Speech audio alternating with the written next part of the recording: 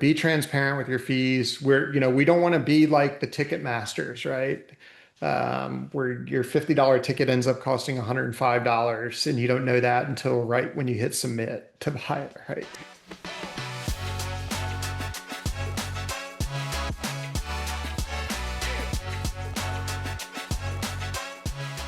Hello, professional property managers. Andrew Smallwood here. I'm the host of the Triple Win podcast, and I'm joined by my friend, broker owner of MasterKey Property Management, Robert Dell'Osso, whose name you might recognize because we did a session earlier this year talking about profitability in your business with Profit Coach. That was well received, great reviews. And you may also know Robert as the chair of the Government Affairs Committee for NARPM. He's very involved in the Raleigh Triangle, but he's also been the vice chair for the NARPM Capitol Summit and involved in NARPM at the national level. I know our general counsel, Kim Godsey, joined him and a number of folks in DC earlier this year for the Capitol Summit event. And so that's kind of what we're here to talk about a little bit more is what's happening in the regulatory world for property managers. And Robert, I guess I want to kick off by just saying, welcome to the podcast and thanks for joining us today. Yeah, great to be on with you again. Thanks for having me.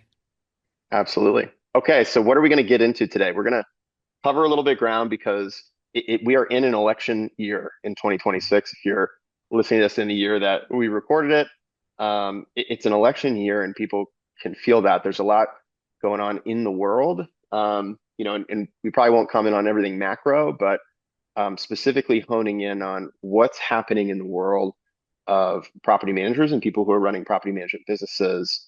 What's happening in the regulatory landscape and how can property managers stay in tune with that? What are some of the decisions to be thinking of now? And again, paying attention to in the months ahead. And I kind of noticed this, Robert, where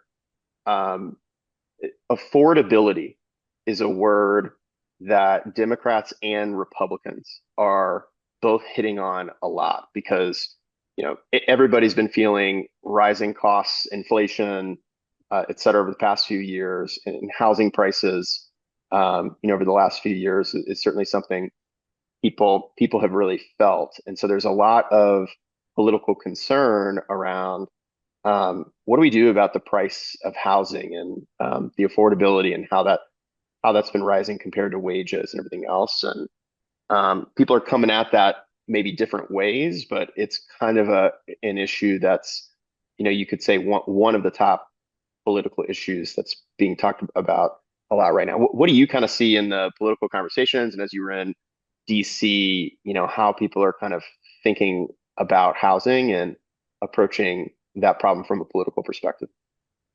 Yeah, it's definitely a buzzword. Affordability right now is, right? The last few years we had inflationary pressures. They're still kind of lingering.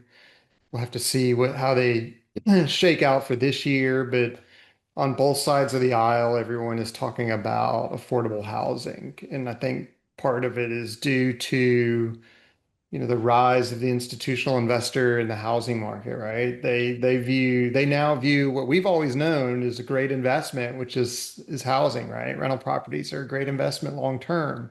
So you're seeing more and more get into that. So there's some concerns amongst people in DC and across the country that that's driving up the cost of housing for people and making it harder to get people into purchasing a home, or it's pushing them out of the game because they can come in with, seemingly unlimited amounts of cash and buy houses, right? And drive up the price of everything. And then they hold them and they rent them out, right? For some amount of time. So we're seeing that a lot, even at the local level where I'm at the state level, they talk about it, and of course at the national level, and they're trying to come up with solutions or create solutions. You always have to have some level of concern when the government gets involved to create a blanket solution for everyone, because as you know, that others may not know that, housing can be very regional specific, right? So our housing market in North Carolina can be vastly different what it is in Colorado or California or New York, right? So But blanket solutions can be challenging to come up with and implement. Yeah, I mean, historically, housing has always felt very local, and regulation has generally been more at the state and the local level. But there is some interesting federal kind of like level topics or potential proposals, right, that are being thrown out and refined right now. Just a couple months ago, President Trump was tweeting about this. You mentioned institutional investors and the Trump administration providing some more guidance and clarity on what they define as an institutional investor. And certainly there's been an attempt of like, hey, is that really helping us or hurting us? And is there a way we need to regulate this kind of activity or purchasing behavior from these type of entities to get the outcomes that we want? I guess like what's your kind of perspective on some of the prescribed solutions that are coming through, and some of the pain points that you think we should be looking at and how we might address it. I always have concern when the government wants to come out with new regulation for any industry because the regulation they come up with today probably won't be the same, a year from now, 2 years, 5 years, 10 years. They're going to continually change, and it's usually not for the better. So they also need to take into account how that affects owners of rental properties currently, whether they're mom and pops with one landlord or people who have been able to grow their portfolio to say 100 doors or 200 doors, right? And they're not taking institutional money doing that. Or the operators of property management companies like us, right? And there's also downstream effects on that, right? We use vendors throughout the space, and as we get more regulated, it can affect our use of those vendors. So they need to remember that regulation, while it may sound good for political reasons, can have real world effects on small businesses and jobs, right? I think the vast majority of the jobs in the US are provided by small businesses, or at least half, or something like that. So it's important to take that into account because you don't want to adversely affect those companies. Yeah, a lot of times there can be unintended consequences, right? When this kind of regulation can come through, and certainly housing and investors putting money into rehabilitating houses, et cetera. There can be a lot of good work done, and certainly a lot of local small businesses, right, who are supported through that work. I guess a couple of things that I thought were interesting, seeing some of the conversation online about this, is people will commonly hear, oh, institutional Wall Street landlords buying up every house everywhere, so to speak. And then you kind of hear the counter narrative to that, which is, hey, they own less than 1% of the total housing stock. If you start to focus that in on single family rentals, I think that percentage Hmm. goes up to 3 to 4%, so to speak. If you tighten it up into, okay, they're not buying a lot of homes in Wyoming, and then you start to look in places like North Carolina, right, where you are, Atlanta, Georgia, some other markets, that percentage of 3 bed, 2 bath houses starts to go up a little bit more, but largely it's still a minority, like, group, and it's still a pretty competitive market is generally um, what we've seen. And I know there's some concern around particularly the build to rent aspect of this, which is a lot of these owner operators and other folks trying to get in to create more supply, which is actually another approach to how can we drive more affordability, right? In the marketplace, is if you can increase the supply of homes, presumably that would drive more competition for potential buyers or potential renters alike, in the market. I guess how do you think we're doing on that front as far as making progress on that front of increasing supply, or some of the risks that you see there? I think there's still a lot of challenges around that because there's still a lot of, costs that have been driven up, right? The purchase of the raw land and getting through the the zoning and permitting process, right? All those steps they have to take before they can actually start, pouring foundations and putting up walls is extremely expensive. I'm not saying get rid of it or anything, but you have to look at it as part of any solution you're trying to create, right? So the more regulatory hurdles you have in place before they could even start building factors into the cost that they're going to rent a home at or sell a home at, right? So it's not just the cost of the building materials and the labor to put up the home. There's other stuff involved in that, right? So I know of a local builder in our area who's building some townhomes to sell, a few dozen or so, whatever. And they've been running, portable power generators to build these things, but the last pictures I saw, the walls are up, the windows are in, like the doors are in, like drywall, like these houses, they have been waiting 6 months for power, right? So, and it's a small family building operation. The company's actually called Family Building Company, and so they're not huge, deep-pocketed people. They're just a father-son who's trying to grow this business, but they don't have any pull to get Duke Power to say, "Hey, why don't you run our power now? We've been waiting 6 months, right? We need these power so we can't sell a home until we know we have power there, right?" Um, so there's other things we need to look, but that's driving their costs up, right? Because they have to factor in their carrying costs on these homes and lending costs on these homes to hold them longer if they're not going to get power for 6, 9, or 12 months, right? So, and some people say, oh, well, don't start until you have power. Well, then they've got carrying costs on the land because they used a note to buy the land to hold it to build these homes. So they're still costs.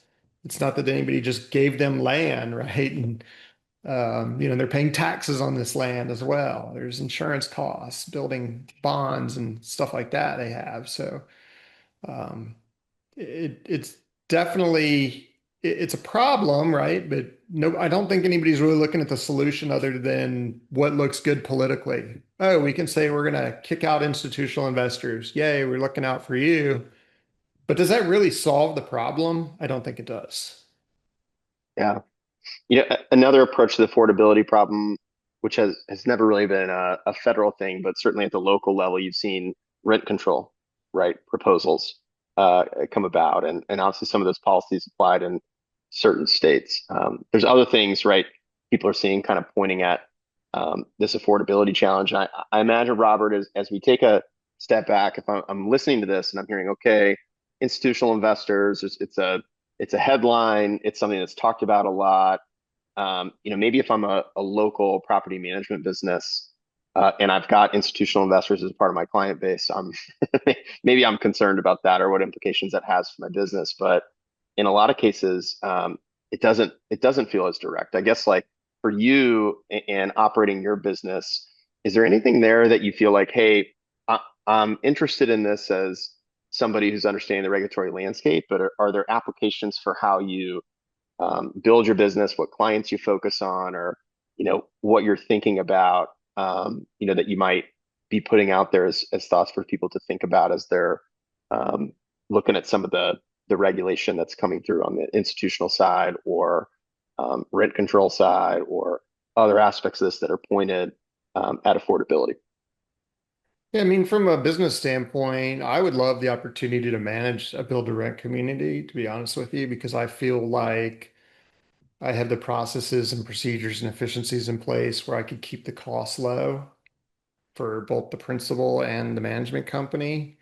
And yeah, they're in it to make money, but maybe they wouldn't have to do as large of annual rent increase, right? Or they could keep it pretty close to flat year over year in some cases because they've got scale to be able to do that, right? So if you're one person and you have a house you moved out of, maybe you're an accidental landlord, you moved out of a house that you originally paid $700,000 for, your return's not going to be that great, right? So maybe you're keeping it because you got a really low mortgage rate. So, in the mid twos or something, the great rates. And but you're not going to get $4 or $5,000 a month for that house, especially not in our market. You might get in the mid to upper 2000s a month, right? So, but if you can if you can do things at scale, you can get those efficiencies at scale, right? So that can kind of keep costs down for people. They're not always a negative. Build to rent communities aren't a negative. Some of these, even the big private equity owners aren't necessarily a negative because they're doing things at scale. They're there to make money. I guarantee you that. And they're always looking at costs. So if they can drive efficiencies and drive down their costs, they're going to want to do that in their operations. So, and we even have some banks. We have a bank in our state, State Employees Credit Union, you may have heard of. They actually have their own real estate arm. So for houses that they've had to, as I understand it, unfortunately take back through foreclosure, they'll typically hold on to those and they just start renting them out. Their staff I've met several times, and the head of that division at NARPM events, he's a really nice guy. He's great. So they're involved in NARPM too, right? So they're trying to be good landlords. They rent them out, right? And they are able to do it at scale across the state and keep costs down so they can keep the impact to the actual renters down.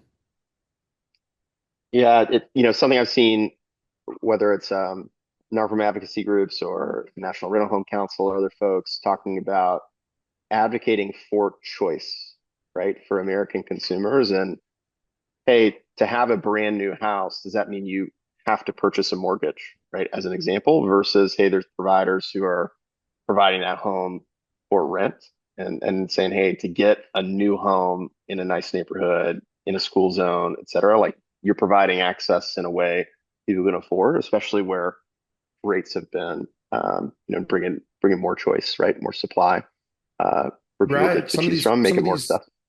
big companies are able to buy the land that's, in some of those great areas, and maybe they're building a build to rent community, but look at the overall community. There's one not far from where I live, and it's a great area. It's near a lot of good stuff. And maybe that provided the opportunity for some people to be in that area, and it's worked out really well for them. Um, some people look at it as a negative uh, to not own a home. I don't know why. Like, there's a lot of reasons why people don't own a home. Some people don't want to own a home, right? They'd rather rent. Um, They just don't want to deal with the home maintenance, whatever. It's okay to be a renter. It shouldn't have a stigma of like any sort of a negative. So what? They pick an area of the part of town they want to live in for whatever reasons. And if we can provide that means for them to get into that part of town, that area, and that state, great. Why not? Right? It's not that I don't think you can have a functioning economy where every single person owns a home unless the government buys all the homes and sells it to them at nominal amounts or gives it to people, right? And I don't think that our country would ever do that either. So I don't think that's worked out for Yeah, countries in the past. yeah. So, taking a little different topic because there's a couple other things of kind of interest going on here in the regulatory world. I want to talk about the FTC and transparency because again, that's kind of like a national broad item. Maybe we can talk about lead-based pain and assistance animals too if we have a little bit of time. But coming to this FTC item, I know this was a topic at the Capitol Summit and in the months following that, and really dating back a year or two. If you date back to some of the big settlement orders, et cetera, this has been a topic kind of across administrations, and one that property managers are paying close attention to. And I'm just wondering if maybe you could kick us off with a little bit of, hey, here's what you're seeing, your thoughts about it, and if you're a property manager listening to this, what do you need to be paying attention to, and what do you need to make sure that you're doing right now? Yeah, so if you follow NARPM or you're a member, you get, on listservs for NARPM, you'll know that the FTC put out a notice of rulemaking for around rental property industry fees, right? So they intend to update the rules around that, and NARPM wants people to go in and give comments, feedback on that, because that's how they update the rule based on what public feedback they get. But it's really around transparency of fees, is where it starts, right? So NARPM's position is always a belief in transparency. So be transparent with your fees. We don't want to be like the ticket masters, right? Where your $50 ticket ends up costing $105 and you don't know that until right when you hit submit to buy it, right? So we want to be transparent in all aspects of our company with fees, right? So, for instance, at our company, and I know a lot of others do, in our listing, we list out our fees, right? Like the all-in cost. We say MasterKey believes in transparency. Your rent, your total rent is, $1,000. That's, 900 and something for your rent, whatever your resident benefits package is, and then we put a line that says pet fees, if applicable or extra, right? Because you can't, depends how many pets they have, right? But we do put a separate line item for, if you have an approved pet, this is the move-in pet fee, this is the monthly pet rent, that kind of thing. It's all about transparency. Um, and some other companies I know have gone so far as to list, they have a whole page on their website of any potential behavioral fees that are out there, right? So it's very important to not say, hey, the rent's $1,500 a month, and then they go to sign the lease, and it's the total all-in cost is going to be 1750 a month. People are going to be like, hey, where'd this other 250 come from? We put in our application, right? These are required fees in our application. You have to acknowledge this before you submit the application because I want to be able to say, well, we put it on the listing, we disclose it in our application, right? And it's also in our lease. We put it out in front of you 3 times before you even got the lease. So when we approve an application, we send over like, hey, based on your move-in, requested move-in date, here's your breakdown of fees. Do you still want to move forward? Yeah, I think this is like really important. Obviously, second nature, right? Who's been paying close attention to this as well and providing advice and guidance for clients, right, who are reaching out about it. And we'll make sure we put in some of the articles linked that Chris Masterson, Kim, our legal team, et cetera, have worked on and putting out so people can see, here's some of the best practices. But what you described is, what we're seeing and advising clients to do as well, which is be transparent at every step from listing all the way to the lease. Nobody wants a surprise, and I would go beyond even somebody signing their lease.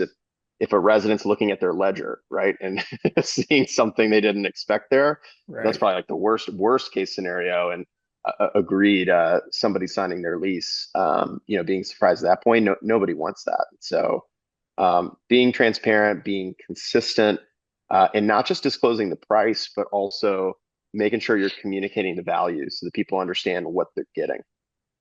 Another trend that we've seen is, more and more, because that's the case, there can be this line item fatigue, right, type of effect. And so we're seeing just more and more bundling and kind of like simplified presentation to residents. Because you could imagine if there's separate line items for filters and insurance and credit and internet and right, it starts to add up and just feel like, okay, there's a lot going on here, which yes, there is a lot going on, and there's a lot of good service and products being provided, but simplifying that process of communicating, hey, here's everything that your lease requires, right, at a cost-effective and convenient price, lower than you pay retail. Getting better at marketing and communicating those kind of things is something we're seeing a lot of people focus on right now. Um, I guess one other thing, Robert, I'll add there is lease cover pages is another thing that we're seeing lots of property managers do. That just right on that first page of the lease, presenting here's all the fees, so it's not buried in addenda, 16 pages in paragraph two, Mhm. so to speak, to Yeah, I've seen a go couple of find that. those as well. We don't do those ourselves, but we do get via email confirmation before a lease comes out, broke down line by line. Here's your rent, here's your resident benefits package. If you have a pet fee, here's this. Like any applicable fees lined out for them, and they need to confirm that they agree and still want to move forward. So that way we have that and we have it captured in an email that's as part of their future tenant record as well. So it is important, however you do it, to just be transparent. Don't advertise a house for 1,500 a month and then send them over a lease that's 1,900 a month. Like, so where they, even when you set them up as a tenant with your general ledger codes, I believe in breaking them down, right? Rent, resident benefits package, pet fee, if you've got fees for something else, whether it's internet or lawn care, trash service or something like that. Break it out line by line so people see it and they can always see it at any point. Yep. Yep. Um, and the importance of especially required fees being disclosed. And you talked about all-in pricing, right? Hey, here's the base rent, Hmm. right? You saw that base rent, rent's rent.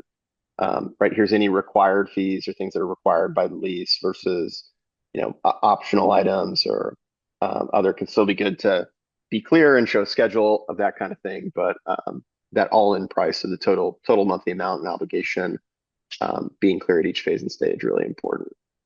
Um, Robert, the other thing I'll add here is, I think if we rewind back to transparency is kind of like the big topic, right? And the big focus in being compliant there. But, dating back to junk fees, which was kind of like, hey, is there a surprise fee or something not properly disclosed? That was part of that.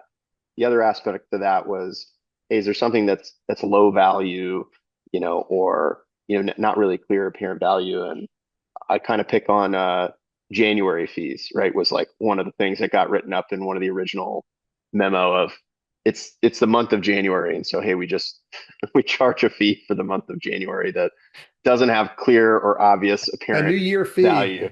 That's right. But there's been other things in the industry, and most of this, dating back a few years ago, as this was newer, of somebody charging a technology fee, purely for an online portal that has pretty negligible costs, but it's a $45 a month fee or a 1.5%, of rent as an example being charged for that. How do you think about that for your business of kind of thinking about, hey, this is what we want to be charging for residents and potentially critique out there of things that may be, lower value to the resident. Yeah, I do. I have no problem charging fees for services provided, right? My RBP, I think, provides a great service to protect the tenant, the owner, the property, the mechanical systems through like HVAC or pest control, that kind of thing. That's important to have, right? Um, Same with pet fees. That is important because pets can have an impact on a property, right? So you need to financially account for that.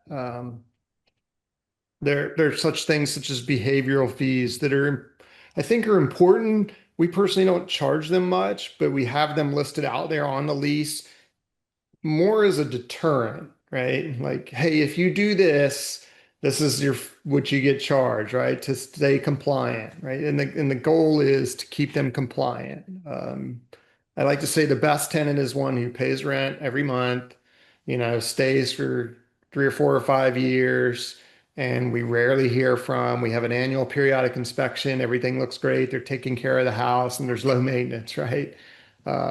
Versus the ones that are, kind of the 80/20 rule. Well, they've been there less than a year and they're 80% of my time is talking to them and dealing with them like, hey, a light bulb burned out, come change it. Well, no, it's in your lease, you have to change it and stuff like that.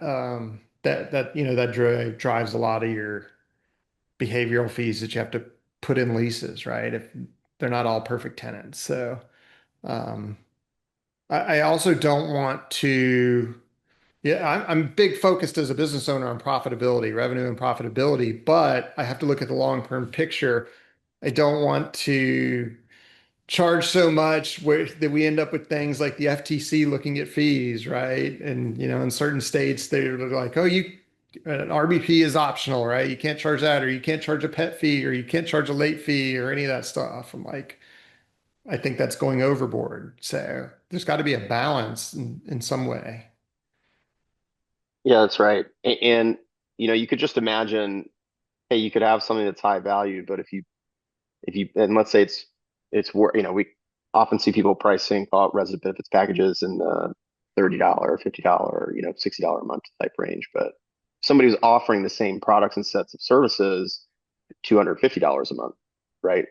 Then it'd be easy to see how that would be perceived, right, as low value. And so, For sure. hey, presenting pricing that's fair and reasonable, and allows the business to recoup their administrative costs, right? And obviously, business and should be able to make money. But the point is, seeing that there's going to be increased scrutiny on that over time, making sure we're being thoughtful, about how we do that is going to be really important. So I like your advice there.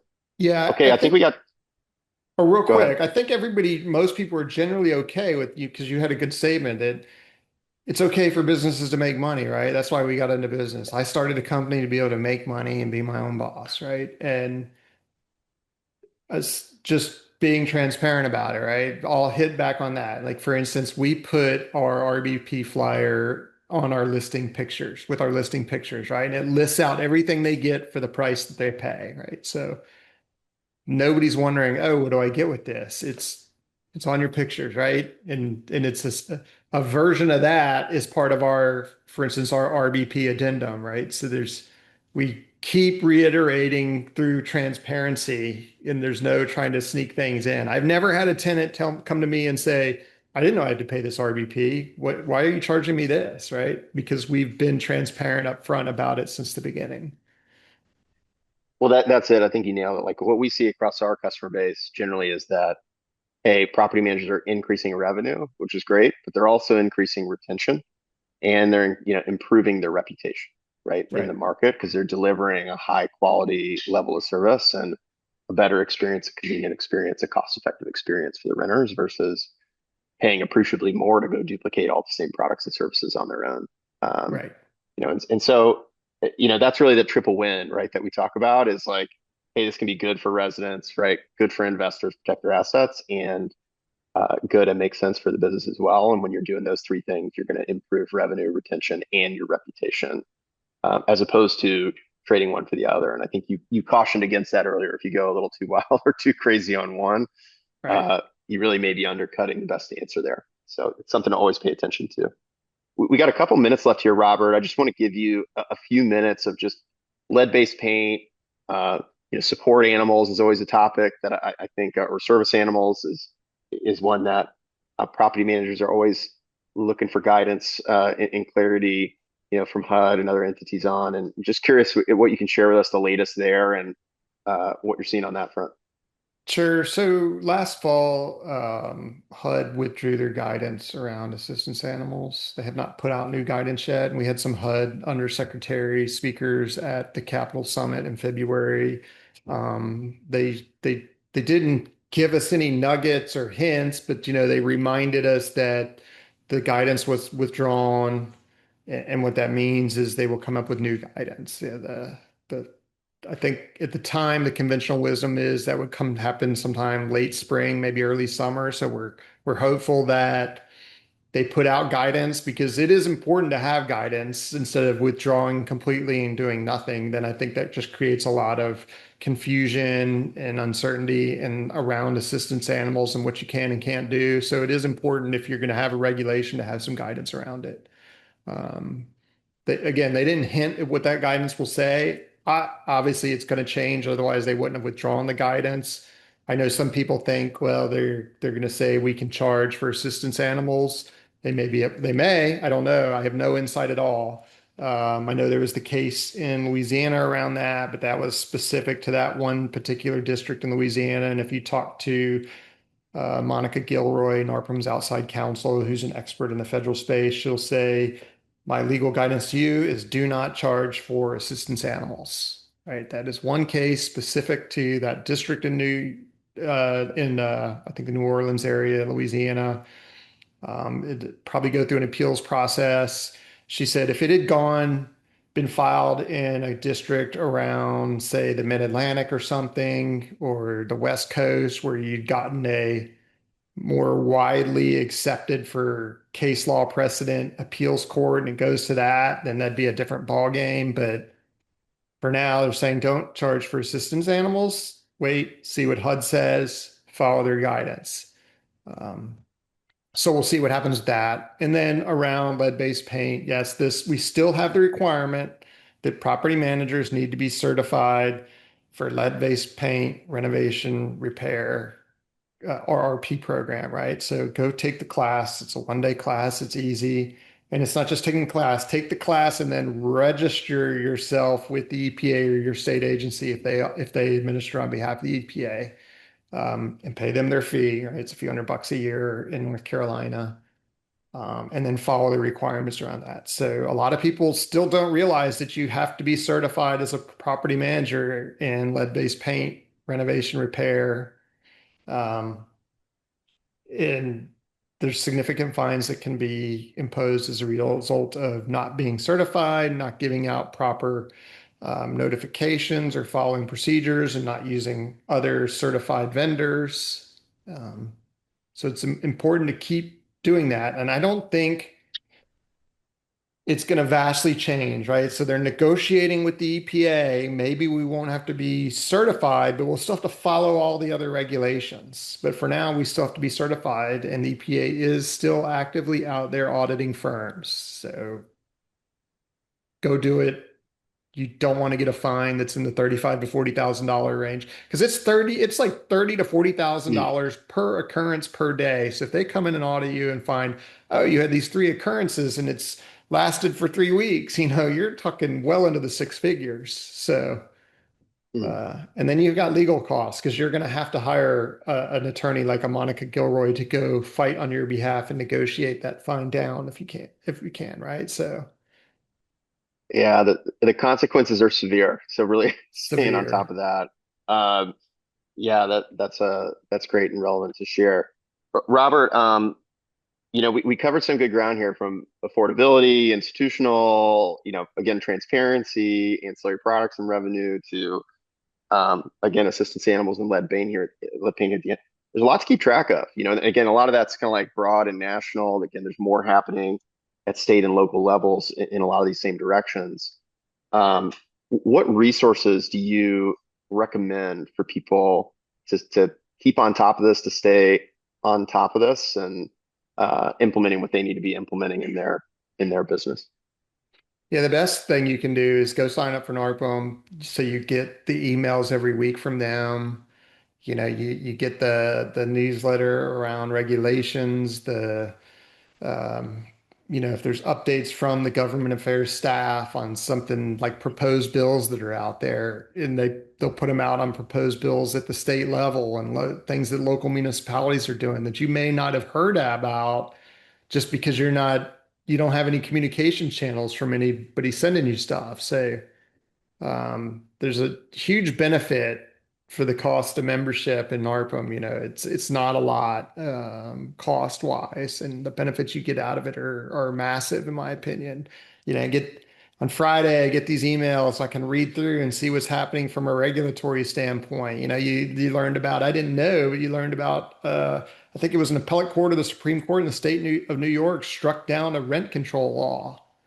That's huge. I mean, New York's one of those states known for rent control. Where do they go next on that, right? I don't know all the specifics of it, but when you see things like that, you're like, where would I have read about that, right? No, it's news to us in our industry, but it's not necessarily something that's going to make, your CNN or NBC or Fox News reports. Mm-hmm. Yeah, that's a good tip. And so if you're not a member of NARPM, definitely Yeah. recommend checking that out. I'm sure we'll get that in the show notes, and make sure you're subscribed to the updates And that there's are coming out. other, there's other newsletters out there that people put out that are really good on the private side of things. Peter Lohman's newsletter, Todd Orshei's newsletters.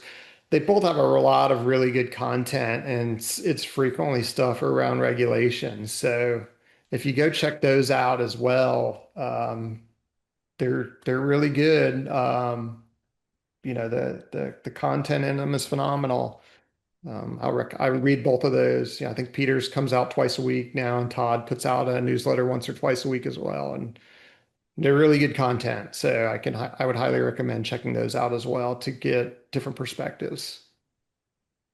Yep. Plus one for Peter and Todd. I think there's some great free resources and some good paid content as well. People who Yeah, are for wanting to sure. get more out of that, which is great.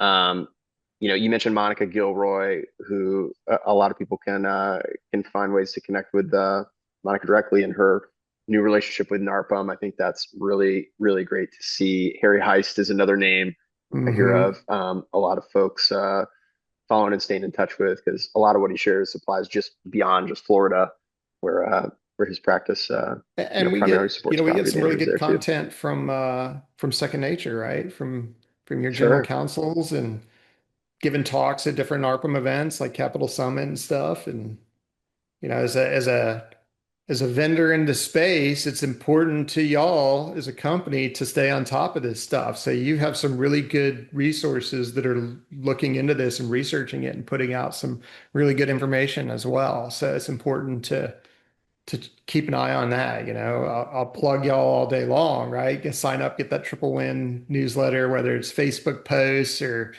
a listserv through email or blog posts or podcasts. That you got to immerse yourself in as much content as possible, especially when it comes to regulations. That's right. Well, yeah, we'll put some of those links and articles that Kim and our legal and compliance department has supported and put out. And as you guys, if you're listening to this and you have interest in more topics or you're curious to learn more, feel free to reach out. Just shoot us an email at triplewin@secondnature.com. We can bring Robert back on, other folks back on, Kim and folks to provide information, guidance that you're looking for. And until then, keep stacking your triple wins, and we'll catch you on the next one. Thanks for having me. You bet. Take care, everybody.